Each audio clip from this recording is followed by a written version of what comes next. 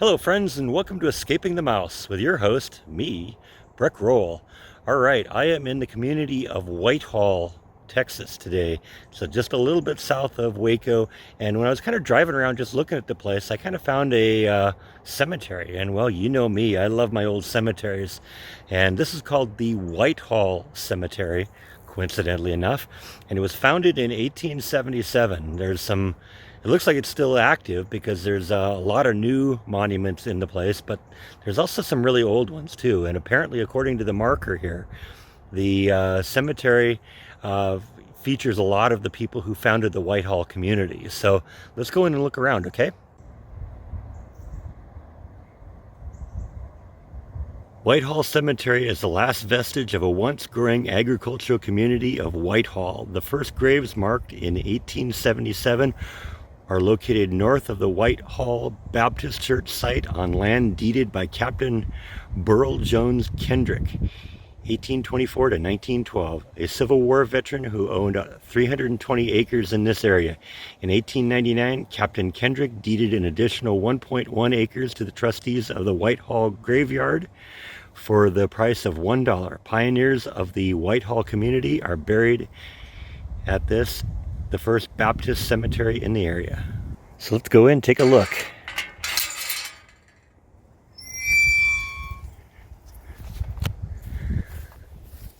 Like I said, there's a lot of recent monuments in here. It seems to this end is more of the recent stuff.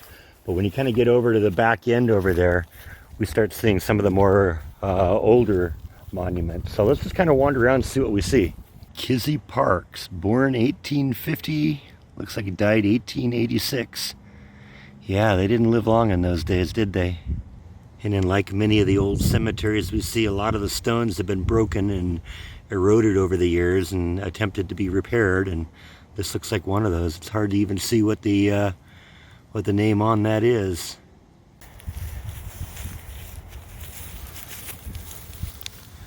William McDaniels, son of D.C. and N.J. McDaniels, died February 20, 1891. Age 20 years, 3 months, 20 days. And this appears to be William's parents, Dewitt and Nancy.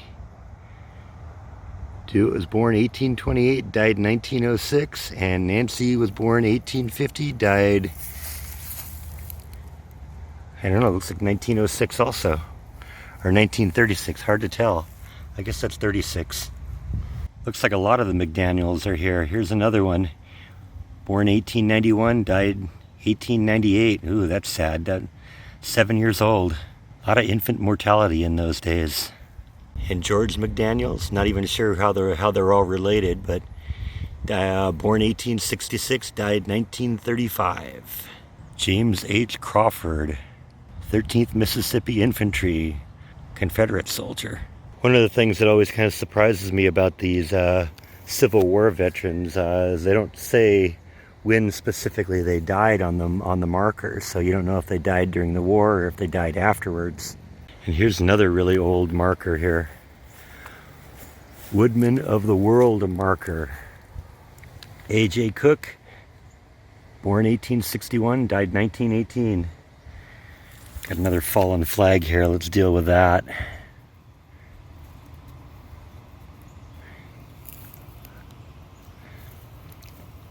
Looks like the stick broke off here a little bit, so there's only so much we can do.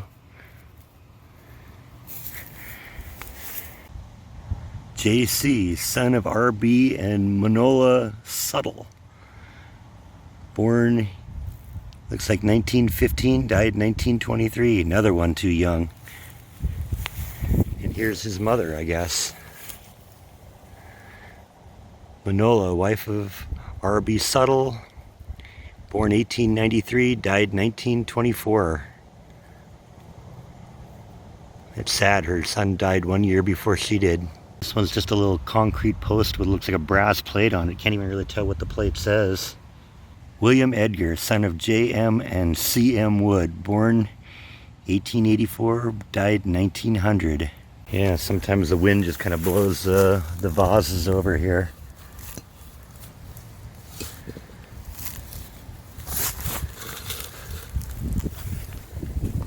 And here's another one of these groups of grave markers that are kind of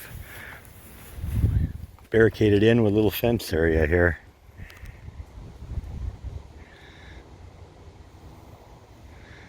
Sarah Crenshaw, Louisiana Crenshaw, and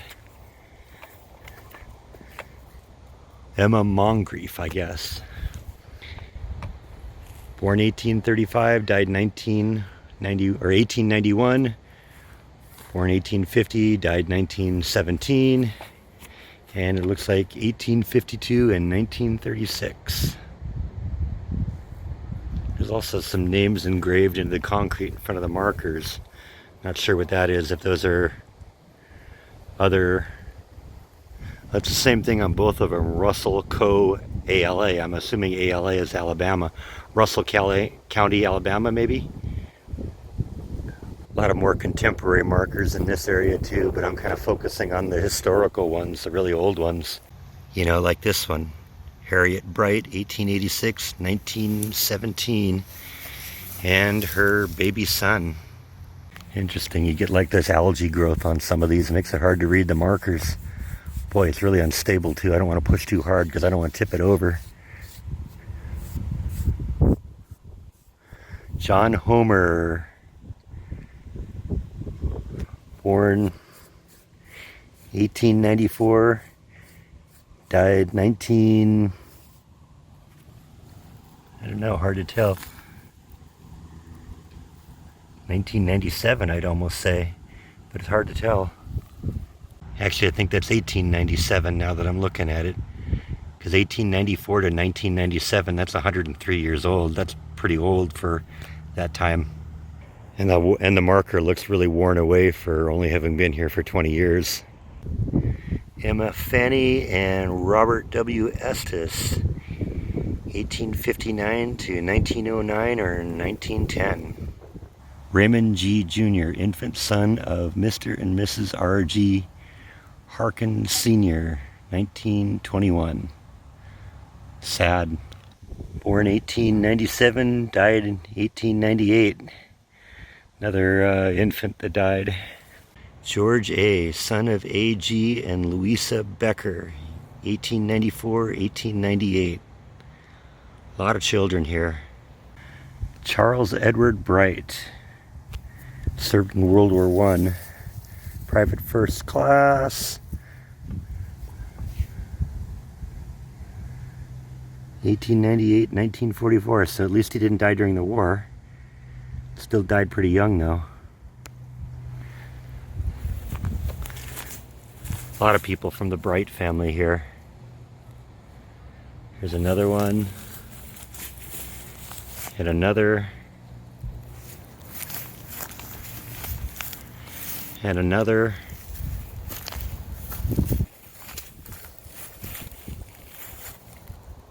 Joseph Earl, son of... Oh, this is another person from the Bright family. 1897, 1903. This one just says J.E.B. And since it's kind of at the foot of Joseph Bright over there, I'm assuming it's the same. Yeah, Joseph Earl Bright, yeah. So I'm guessing maybe this was the original marker, and then they put another one in at a later date. This one simply says Mother. But since they're all kind of in the same area here where all these stones for the Bright family, and this one, I'm assuming this one's all kind of related. That's Mother to someone. Irvin A. Warren and Minnie E. Warren, 1858, 1926, and 1860 to 1942. Another one of these Woodmen of the World memorials. We'll have to look that up, figure out what that is.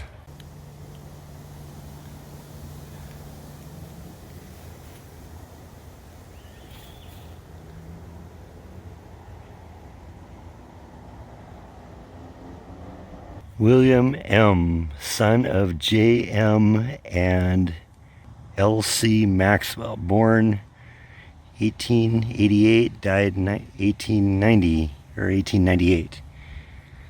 And I'm guessing this is a grave of his parents. No, sorry, this is Harold C., another child of J.M. and L.C. Maxwell. Lived for 10 whole days. Died on Christmas Day. That's sad. This marker is their mother, Louise C. Maxwell. Born 1857, died 1908. This one just says LCM.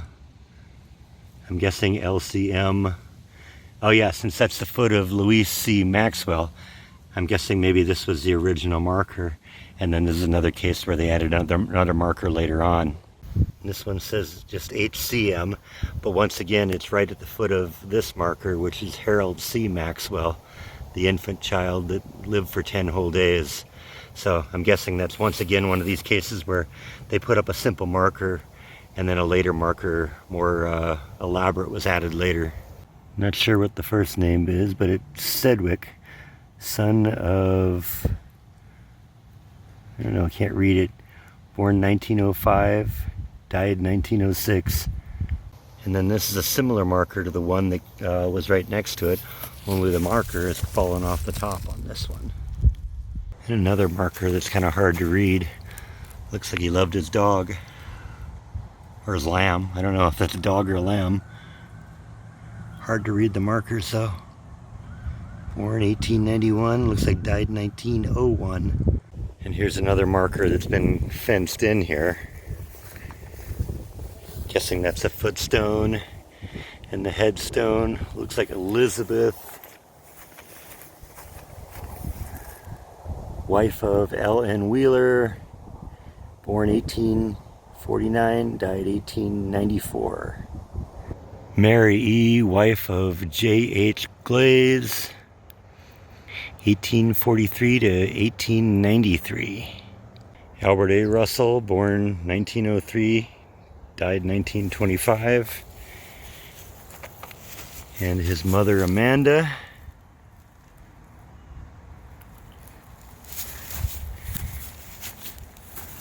And his father, Russell. Look how old Russell got. Russell almost made it to 100 years old. That's really unusual for someone born in 1859. Sorry if you find these a little bit monotonous, but you know, like I said, we don't have really old cemeteries in California, so it's really interesting to me to kind of walk around and explore these. It's like walking through history. J.W. Stroud and Mary J. Stroud. This one's kind of on the verge of tipping over. I think in these days they tended not to put coffins in vaults. So I think sometimes as the coffin deteriorates, it kind of undermines from underneath. Because there's 3 of them right here that are all kind of in the same situation where they're on the verge of tipping over. That one's not as bad, but that one back there on the far side there, that one is. J.B. Stevenson, December 26, 1844. And his wife, 1853 to 1909. And I'm guessing they don't know when he died. Milton Earl Walter, Sergeant, U.S. Army, World War II, 1916 to 2005. Bronze Star Medal, Purple Heart. And his wife. If I remember the marker at the front there, I think Burl Kendrick was the guy who donated all this land, so this is where he's buried. 1824 to 1912. He lived a long time too, didn't he? Same with his wife. Wife lived even longer.